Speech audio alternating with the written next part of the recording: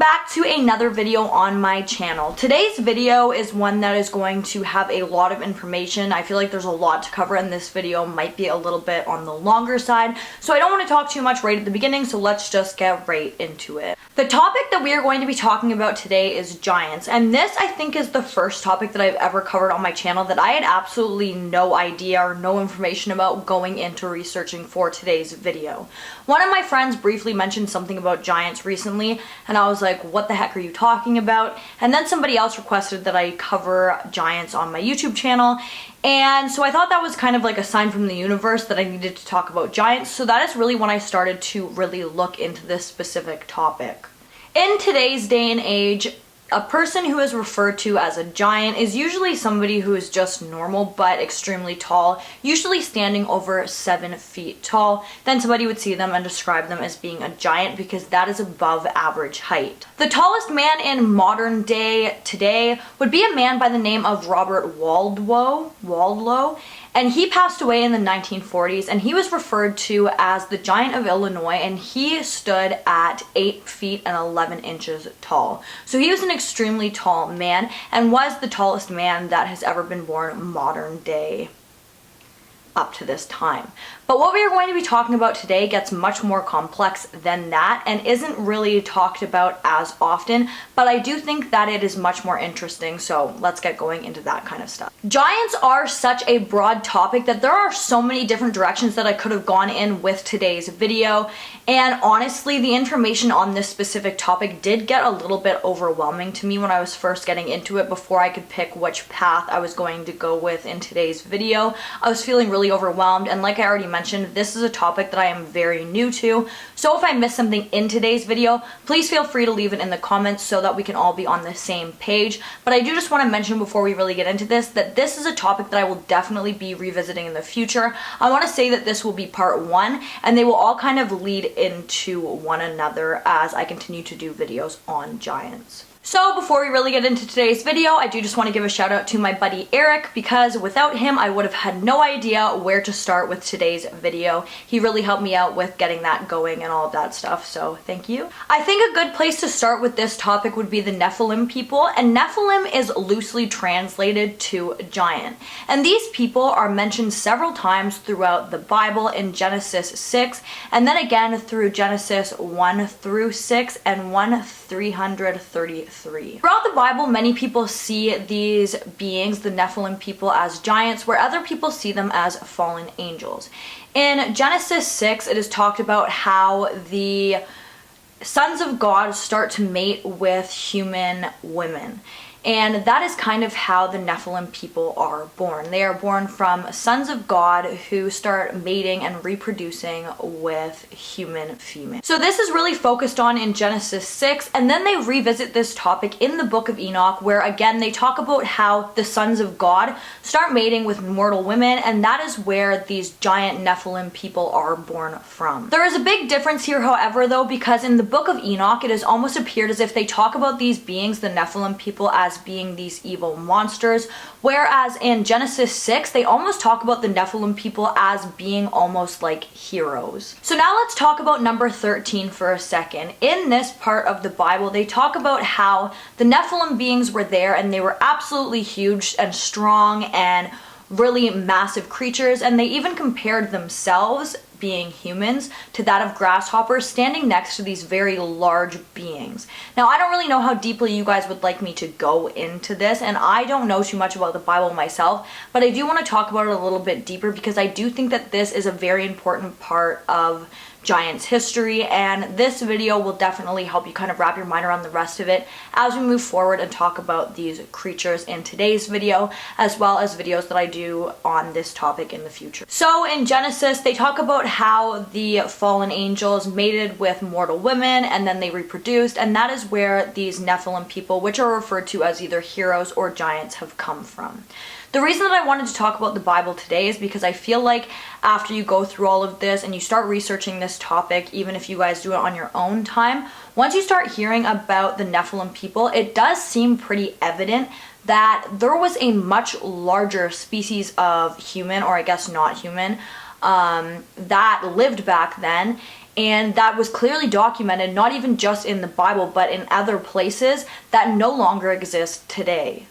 There are, I guess, like a lot of theories as to where the Nephilim people came from, with a lot of people believing that the Nephilim people were direct descendants of the line of Sam, which is the third son of Adam and Eve. I tried to get this next part as direct as possible, but it was a little difficult for me to kind of get everything in line, so if I do mess it up, I profusely apologize. Please feel free to correct me in the comments. Again, I'm very new to this topic, so I'm just trying to piece it all together for you guys to present it in a video.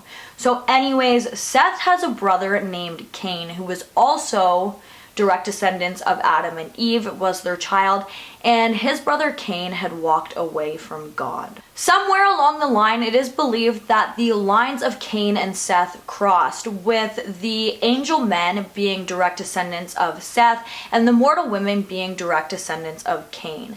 The angels and the mortals mated, and that is where the Nephilim people came from. Another kind of theory that I saw online while I was researching for today's video is that the Nephilims were children who were possessed by fallen angels, and they then in return turned into demons, but there was nothing to really support either of these theories because obviously there isn't too much to back any of this up. Another thing that I thought was worth a mention here is that in the book of Enoch, they talk about how the Nephilim people had such large appetites that they were impossible to satisfy, and this put them on bad terms with man. However, that isn't mentioned at all in Genesis, but I did think that that was kind of interesting. To me, the parts of the book of Enoch that I read about the Nephilims kind of describes them as being these animalistic, cannibalistic beings that are not like humans at all, and they're completely uncivilized, whereas in Genesis they do seem to be a much more civilized being. And that kind of brought the question to my mind is, could there have been, two different types of Nephilim, maybe some more civilized than others, or a different, like, somewhere down the line something is completely different. I'm not really saying that's 100% for sure, but that is just something that crossed my mind while I was reading the parts of the book of Enoch as well as the parts of Genesis. I want to talk about David and Goliath now. I am not religious at all whatsoever. I do think that the religion is very interesting, especially when it can kind of tie into things like this. However, I do think that the story of David and Goliath is one of the most famous stories out of the book of Samuel, if I do say so myself. So David was a shepherd boy who lived in Israel, and his main job was to be a shepherd, to take care of the sheep. However, it seemed that God had other plans for him and that he was almost placed there to take care of the people. In short, there was a giant by the name of Goliath, and he was bragging to the people and the soldiers how he was so big that nobody wanted to fight him. Everybody was too scared to fight him. And he was right. Even the soldiers, the most well-trained soldiers at that time, were too scared to fight Goliath because he was so large. The king at this time had then selected David to fight Goliath, and so David got all of his stuff together and he prepared his stones and his sling for this fight. In short, this fight ensued. David had shot Goliath in the head with his stone slingshot thing, and then he proceeded to stab Goliath with his sword, and then Goliath passed away, which resulted in David saving all of the people around him at that time. Goliath was said to be a descendant of the Nephilim, and the reason that I'm mentioning this story is because I wanted to talk about it just to kind of show how frequently giants and Nephilim people are referred to throughout history. They come up several times with people constantly having these run-ins with these giant people that obviously no longer exist today. A lot of people who look into this don't believe that there is any truth to any of this and that these are all just stories. However, there are several other people, my grandmother included, who believe that there is some truth to these stories and that way back in the day, this species of giant human beings walked the earth and that they somehow became extinct today. So now let's move a little bit away from the Bible stuff and all the religion and all of that kind of stuff and talk about more of the scientific stuff that has come up to prove that giants did exist at one point or another. Oh, something else that I forgot that I wanted to mention here is that giants were also very prevalent in Greek mythology. And they were said that these people didn't have any powers or anything like that. They were just extremely large human beings. And it is said that once these giants started to pass away, they were buried underneath the ground all over Greece. Now, to this day, it is stated that historians and archaeologists find very large human-like bones all over Greece and all over the world. But what really stumped me is it seems that a lot of scientists and whatnot have dismissed these bones as being that of rhinoceroses and mammoths. Now, I don't know if I'm just closed-minded and I don't really understand this, but I personally do not understand how a human bone can be confused for a rhino bone or a bone of a mammoth, because we are not even the same structure. So how would that even happen? Now let's jump to a little bit more modern times in 2013, when there was a very bad storm in Ecuador, and this storm unearthed the bones of a giant. These bones were unearthed in the Aloha province, and they were determined to be a female who stood at about 7'4". These bones were determined to be about 600 years old, and the height of the woman was said to be extremely strange, especially considering at that time, many women, usually like even on the tall scale, would have only grown to have been about 5'8", which even back then would have been considered to be extremely tall. After finding this first set of bones, they then continued to search this area, which unearthed sets of 5 more bones with all of the people's skeletons who had been found standing anywhere from 7 to 8 feet tall. It seemed that around this area was heavily populated by giants at one point or another, because in 1964, a priest was just out going about his day when he unearthed what appeared to be a skeleton.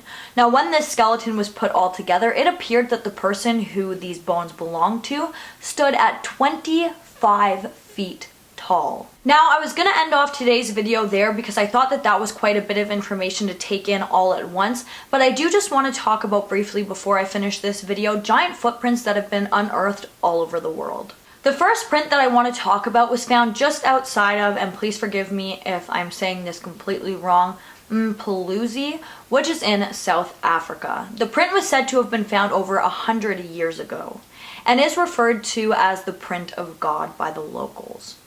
The print was 1.2 meters long in diameter, meaning that the giant, or being I guess, that this print belonged to would have stood anywhere from 24 to 27 feet tall. Around the entire world, there has been several other footprints found that were very similar in size to this one, including the 1.2 meter long footprint that was found in San Jose, as well as the 1.5 meter print that was also found in that exact same area. In 1912, a 4-foot long footprint was discovered, and it was determined that the person who had owned this foot, or that this print had belonged to, would have been about 27 feet tall, which I can't even wrap my mind around a person being that tall. When this print was discovered, it was said that at that time the print had been over 200 years old. In 2016 in China, there were several footprints that were found that were 2 feet long, with them determining that the being that had owned this footprint would have had to have been at least 13 feet tall. What this all put together really got me thinking is that at some point way hundreds and hundreds of years ago, there must have been a species of human or human-like creatures that walked the planet that were extremely large. Like I already said, I cannot even wrap my mind around somebody being 27 feet tall, but this seems pretty evident that there were people at one point or another who walked the earth who were that large. What this all really planted in my brain is that even when presented with all of this evidence and proof of giants existing, the government still just completely shuts this topic down. And I think that it seems pretty evident that, something was going on and more people should look into this. But it also got me thinking as to why would they not want us to know that there were giants at one point or another if there were. Like I already mentioned, there will definitely be future videos done on this exact same topic. It'll be less about Bible stuff and religious stuff and more on like the scientific things that have been discovered to do with giants. So please keep an eye out for those videos coming sometime in the future. But guys, that brings us to the end of today's video. I know that this was a little bit of a different topic than something that I would normally talk about on my channel, but if you liked it, please give it a big thumbs up. Don't forget to comment down below what you'd like to see in my future videos, and don't forget to subscribe and turn on that notification bell so that you don't miss any future videos from me. Thank you so much for watching, and I'll see you in the next one. Bye guys!